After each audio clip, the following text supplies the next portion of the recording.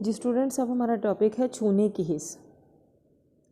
छूने की हिस्स की साख्त है। छूने की हिस्स को लमसी हिस्स भी कहते हैं। जैसे छूने की हिस्स क्या है कि अपने हाथ से किसी भी चीज़ पे उसको टच करना, हिलाना, वो छूने की हिस्स होती है।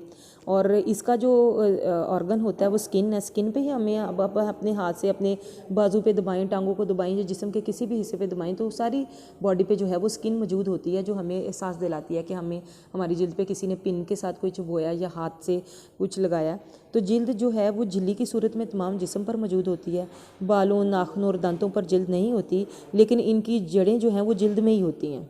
जिल्द जिस्म पर झिल्ली की शक्ल में लिपटी होती है कि जैसे पूरी बॉडी को अगर रैप किया हुआ होता है, इस तरह से ये सारा प्रोसेस होता है। उसके बाद है एपिडर्मिस, बैरूनी जिल्द। ये तह जो है वो जिल्द का हिफाजती गुलाफ है।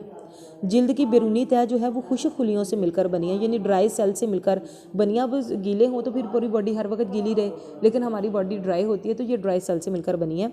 जब खुलियों को ग़िज़ा नहीं मिलती तो ये जिस्म पर से झड़ते रहते हैं, यानी पूरी बॉडी को जब सही तरह से न्यूट्रिएंट्स नहीं मिलते, उसकी ग़िज़ाइयत नहीं मिलती तो हमारी बॉडी से ये सेल्स जो हैं वो झड़ते रहते हैं। और इसकी तह में असाब और खून की रगें नहीं होती, लेकिन जो सेल झड़ जाते हैं उनकी तह में असाब और रगें नहीं होती, वो उससे निचले वाली तह में के अंदर होती हैं।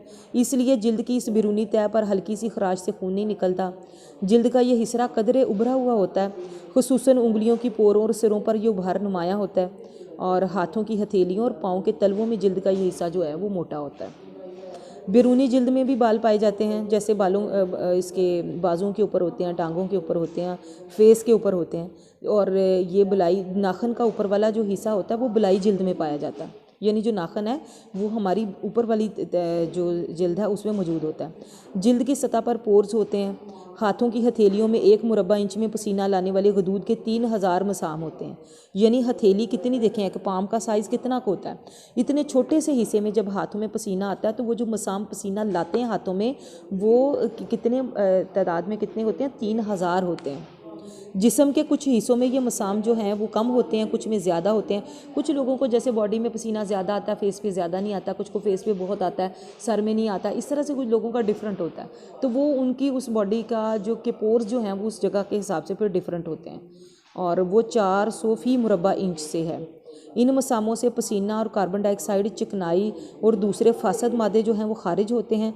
और इन मसामों में जो है वो चिकनाई जज़ब करने की सलाहियत भी होती है कि अगर हमारे हाथ को चिकनाई ये चीज़ें लगी हों तो वो अंदर भी पेनिट्रेट कर जाती हैं। उसके बाद है रंगदार जिल्द। बैरूनी जिल्द के नीचे और दाखिली जिल्द के ऊपर, यानी जो अंदरूनी जिल्द के ऊपर और बैरूनी जिल्द के नीचे एक और तय होती है जिसे रंगदार जिल्द कहते हैं। ये हिस्सा हमारी जिल्द के रंग का तयन करता है कि हमारा रंग बहुत गोरा है, सांवला है, टैन है, ब्लैक है या कौन सा है। उसके बाद है दाखिली जिल्द। जिल्द का ये हिस्सा सख्त और गुंजान बाफ्तों से मिलकर बना होता है। चूँकि जिल्द के इस हिस्से में बेशुमार खून की नालियाँ और असाब हैं, इसलिए इसे हकीकी जिल्द समझा जाता है। असल जिल्द, असल स्किन हम इसे समझते हैं जिसके अंदर खून की नालियाँ होती हैं, ब्लड वेसल्स होते हैं, हमारे पोर्स होते हैं, रिसेप्टर्स होते हैं, जिसके नीचे रगें वगैरह हमारी होती हैं, इसलिए इसे हकीकी जिल्द समझा जाता है।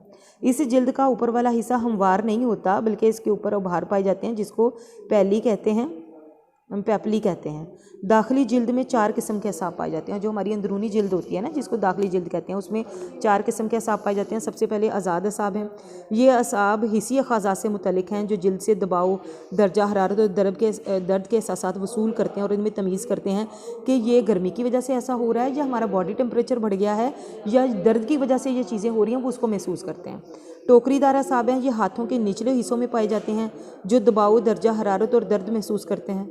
कि जो हमारे बालों के नीचे जो है वो हमारे बालों में कई दफ़ा हमें लगता है बालों में से हीट निकल रही है, सर में गर्मी लग रही है, दर्द महसूस हो रहा है, वो वहाँ से। लामसी असाब हैं। ये तमाम जिस्म में पाए जाते हैं और तमाम दूसरे असाब की भी मदद करते हैं। पूरी बॉडी में जहाँ पे हमें दर्द फील होता है, जहाँ पे दबाव, घुटन कुछ भी फील होता है, ये पूरी बॉडी में वहाँ पे काम करते हैं। और मखसूस असाब हैं। ये असाब भी तमाम जिस्म में पाए जाते हैं। इनके वज़ाइफ का अभी तक इल्म नहीं है। बाल की जड़ें दाखिली जिल्द में पाई जाती हैं। जो बालों की जड़ें होती हैं ना वो अंदरूनी जिल्द में पाई जाती हैं। जैसे हम कहते हैं नाखन जो है वो खारजी जिल्द में, जो बाहर वाली तह होती है उसमें, लेकिन बाल जो है वो अंदरूनी में पाए जाते हैं। और इसमें एक गड़ा भी होता है जिसे हेयर फॉलिक भी कहते हैं। बाल के 2 हिस्से होते हैं। बैरूनी हिस्सा बाल का छिलका होता है और अंदरूनी हिस्सा बाल को खींचें तो बाहर का जो हिस्सा होता है वो बाल का छिलका और अंदर छोटा सा एक बाल की जड़ में जो पिन पॉइंट लगा होता है वो बाल का गूदा होता है। हर एक बाल के साथ एक उजला होता है जिसके सिकुड़ने पर बाल खड़ा हो जाता है। अब ये देखेंगे जैसे हमारी बॉडी पे रोंगटे खड़े हो जाते हैं तो बाल पूरे स्ट्रेट खड़े हो जाते हैं, वो किसी वजह से उनके साथ एक उजला यानी उसके साथ एक उजलात होते हैं, कुछ उसके साथ रेलिवेंट चीज़ होती है जो उसको इस तरह से कर देती है। नाखून का बैरूनी हिस्सा बैरूनी जिल्द में पाया जाता है। नाखून के नीचे दाखिली जिल्द होती है। आखिर नाखून ऊपर से उतर जाए या उखेड़ दिया जाए तो उसके अंदर जो है वो दाखिली जिल्द होती है और इसमें बेशुमार नालियाँ पाई जाती हैं। और एक होती है ज़ीरी जिल्द, ये दाखिली जिल्द के नीचे का हिस्सा है। इसकी तह में चिकनाई के बेशुमार खुलिये होते हैं, फ़ैट होती है, चर्बी जमा होती है और ये जिस्म में को पुर भी करते हैं। यानी अगर बेढंगा जिस्म है या बहुत पतला है तो उसको पुर कर देते हैं और जिस्म जो है वो पुरकशिश नज़र आने लगता है। जिल्द के अफ़ाल हैं, जिल्द में बुनियादी तौर पर दर्जा हरारत महसूस करने की सलाहियत होती है कि गर्मी है, सर्दी है, क्या है।